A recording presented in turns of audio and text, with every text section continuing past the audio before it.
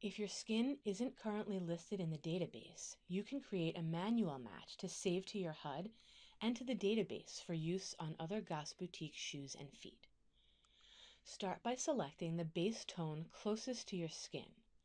A slightly lighter tone that matches in color is better than a darker one because we can't tint a base to be lighter. 9 seems like a good choice, but the color is grayer than what I want.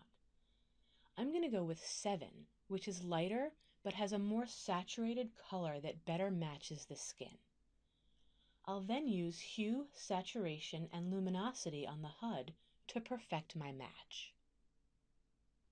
Luminosity is how dark or light the added tint is. With luminosity at 100, we won't see any other changes, so let's start there, but just a little. I'm going to bring that down to about 80. Now you can see we've got something that matches as far as how dark it is, but it's not the right color. Let's move on to saturation. Saturation is how bold the color is, how much actual color is in your color. At 0, we don't get any color. So I'm going to bring that up to about 50. Watch the feet as I do that. It takes a minute to catch up, but you'll see we start to get more of a pop of color.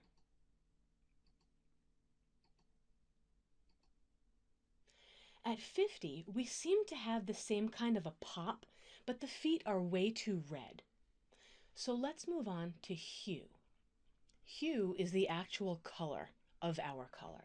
Red, orange, yellow, green, blue, purple. That's hue.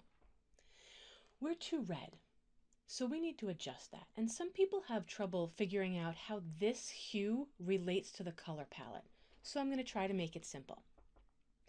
0 relates to the left side of the color palette. 360 relates to the right side of the color palette.